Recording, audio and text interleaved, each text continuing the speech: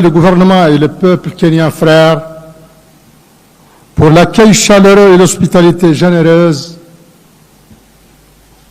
Autant je le félicite vivement pour la parfaite organisation de ce sommet IDA-Afrique qui constitue une étape cruciale dans le processus de la 21e reconstitution des ressources de l'IDA. Je tiens également à exprimer mes sincères remerciements au président de la Banque mondiale, M. Adjei Banga, pour son leadership et son engagement en faveur de l'Afrique. Tout comme je remercie vivement, à mon nom propre et au nom de l'Union africaine, l'ensemble des donateurs et parties prenantes de l'Association internationale de développement pour la générosité et la constance de leur appui. Excellences, Mesdames et Messieurs, cette 21e reconstruction des ressources de l'IDA se tient dans un contexte continental et international particulièrement difficile et fortement marqué par des crises multiformes. Pandémie de la Covid, exacerbation continue des chocs climatiques, crise sécuritaire et politique, terrorisme et conflits armés en Afrique, en Ukraine, au Moyen-Orient et un peu partout ailleurs.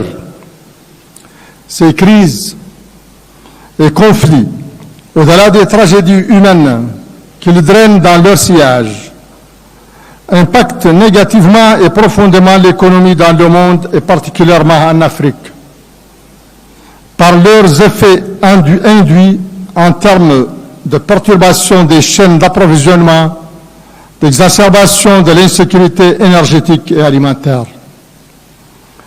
Elles ont ainsi des conséquences massives sur les conditions de vie de centaines de millions de foyers dans les pays à faible revenu, en Afrique et dans le monde, et qui sont les principaux clients de l'IDA. Aussi, l'éradication de la pauvreté et de la faim à l'horizon 2030, qui semblait possible au moment du lancement de l'agenda du développement durable, sont désormais hors de portée pour la plupart des pays africains. De même, l'accès universel à l'eau potable, à l'assainissement et à l'électricité sont également un challenge difficile à relever.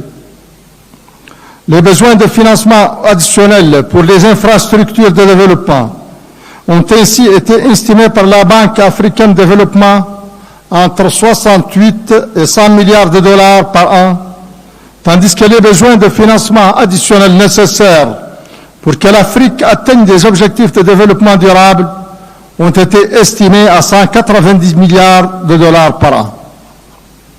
Excellences, Mesdames et Messieurs, ce bref tableau de besoins de financement montre, si besoin est, l'impérieuse nécessité d'une 21e reconstitution ambitieuse et solide des ressources de l'IDA, au moment où plusieurs de nos États font face à des obligations et des contraintes multiples, service de la dette, choc climatique, conflits et afflux de réfugiés. Cependant, à elles seules, les ressources de l'IDA ne suffisent point. Pour financer notre développement, nous aurons besoin de ressources massives et de ressources massives de financement privé et de financement direct étranger. Nous aurons besoin de réduire les coûts de financement du capital à travers un mix approprié de ressources concessionnelles et de financement au coût du marché.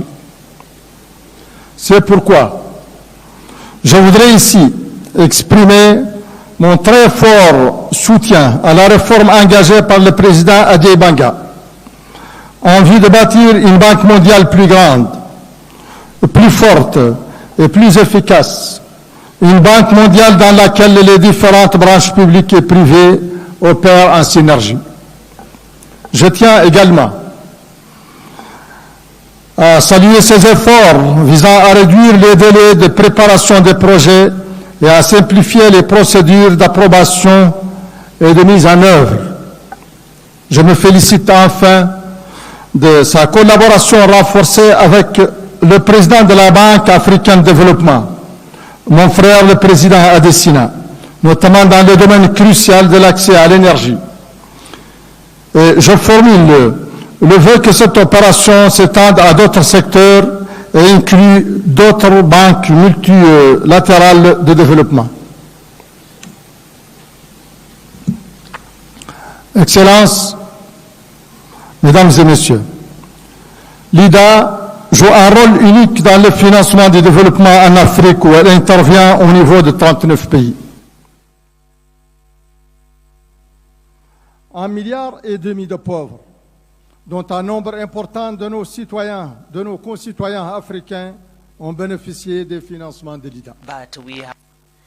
Ce rôle doit se renforcer alors que nous faisons face aux défis majeurs des changements climatiques. C'est pourquoi je réitère, au nom de l'Union africaine et à mon nom propre, mes remerciements aux pays donateurs de l'IDA pour leur générosité et appelle à une reconstruction ambitieuse et solide des ressources de l'IDA à la hauteur des challenges de notre époque. Le coût de l'inaction serait exorbitant en termes de fragilité et de précarité, de perte de vies humaines, d'années d'enseignement et d'opportunités de développement, de gaspillage de notre ressources of our main resources, that is our youth.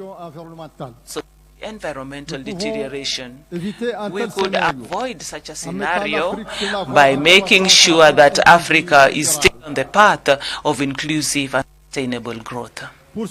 For this, we have a need of human resources and also resources in natural capital, and it is to help us to transform our enormous potential and social to be able to reach sustainable development with which is value added.